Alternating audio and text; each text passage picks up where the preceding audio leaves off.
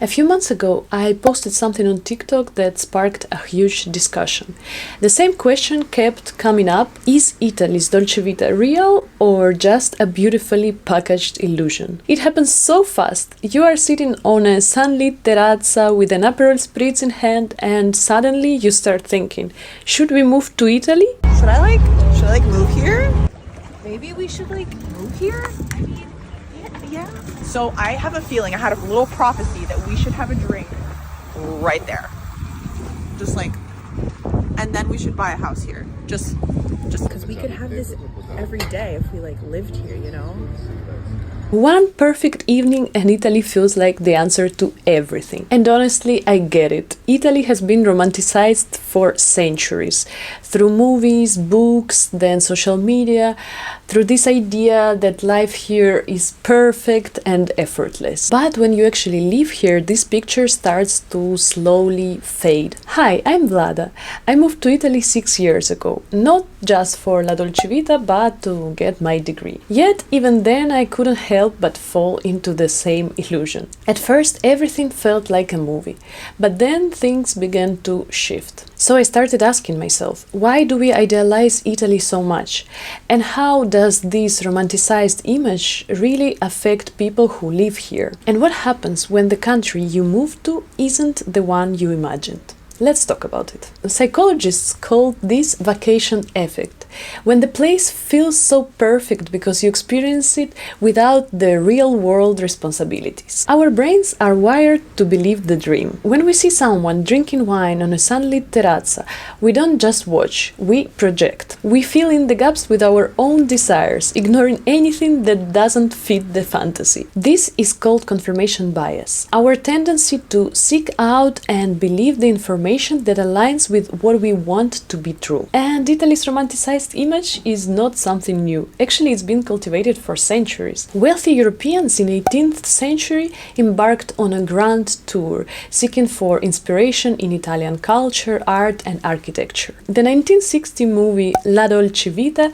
captured this glamorous, dreamy image of Italy that the world fell in love with. Over the decades, Hollywood movies and travel ads reinforced this allure, portraying the country as the ultimate escape. Today, this carefully curated perception continues to attract tourists, investors, and those who dream of beautiful life abroad. And of course, social media plays a huge role. There is a phenomenon that I like to call a postcard syndrome, where the beauty and allure of Italy is reduced to a perfect snapshot. Whether it's a scenic view of Amalfi Coast or a plate of pasta, this narrow representation of Italy misses the full picture. The day-to-day reality for locals often feels very far away from this curated fantasy. And it's not that Italy is not beautiful, it's that the beauty alone cannot tell the whole story. This image is propagated by travel bloggers, influencers, and even government campaigns that present Italy as a place where life is simple, beautiful,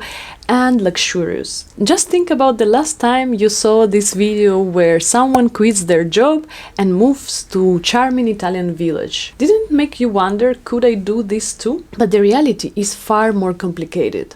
This carefully crafted image feels increasingly detached from life of people who actually live here, and especially young Italians who are trying to build their future. Many of them are feeling disconnected from the image of Italy that is being sold to outsiders. And if you're Italian, I would like to hear your opinion. How this romanticized perception of Italy affects your daily life. In the comments on my posts, Italians shared that these things that represent this paradise Italy often don't translate to the better quality of life for its citizens. The reality is that Italian economy is struggling in many ways. Youth unemployment is high and job security is low. Some believe that Dolce Vita still exists, but if you are wealthy enough to afford it, or if you go to Italy for vacations. Many Italians are also disillusioned by the constant comparison to this idyllic tourist-driven narrative. It's frustrating when the outside world sees Italy as this carefree paradise, while you, as an Italian, are faced with completely different reality. And let's not forget about tourism. It's a huge part of Italian economy, but unfortunately it comes at a significant cost. In cities like Venice, Rome, and Florence, constant flow of tourists led to overcrowding, skyrocketing costs of living, and slow displacement of local communities. Many Italians feel that the tourism industry prioritizes foreign visitors over the needs of the residents. The pressure to keep up the illusion of perfect Italian experience often means ignoring the struggles of people who actually live here, watching their homes becoming a backdrop for someone else's dream. Hey.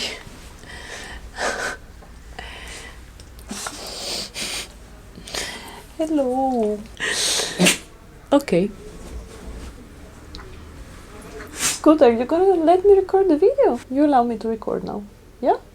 So what does it mean for those of us who moved here with hope to build a new life and eventually integrate? Yes, at first Italy feels like a dream, and then slowly that feeling fades. Not all at once, it's a series of small things. It's when you stop noticing the sound of church bells that just become another part of your routine. It's when you realize that knowing where to get the best espresso doesn't mean that you know how to truly belong. And you might tell me that happens everywhere. All the places attract expats with the idealized versions of their cultures.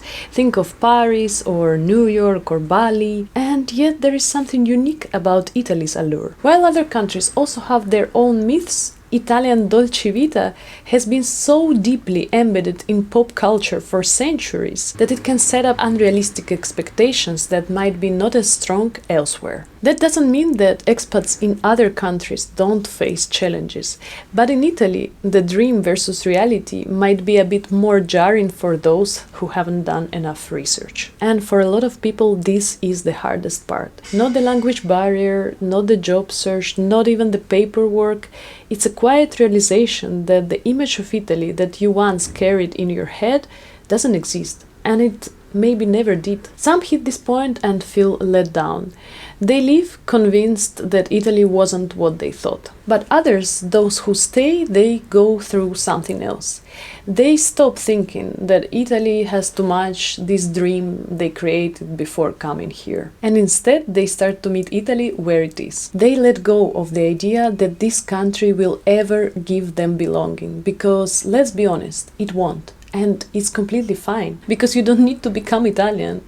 Your childhood, your history, the things that made you you, they don't disappear when you move somewhere new. Belonging was never about blending in perfectly or turning into those characters of La Grande Bellezza or La Dolce Vita movies. It wasn't ever the goal. What Italy gives you instead is a relationship. Messy and frustrating at times, but real. Because it's a place that will challenge you, and if you let it, will change you in the ways you never saw coming. And this, I believe, is the experience that we should be sharing as foreigners in Italy, not those glossy moments that feed yet another fantasy of Dolce Vita. Because our presence here is not about fitting into a postcard version of Italy or expecting it to cater to our dreams. It's about being aware of a deeper context that shapes this country. It's about educating ourselves on its rich, often complicated history and respecting the lived experiences of locals. We can't expect to blend in or erase our differences, and that's okay.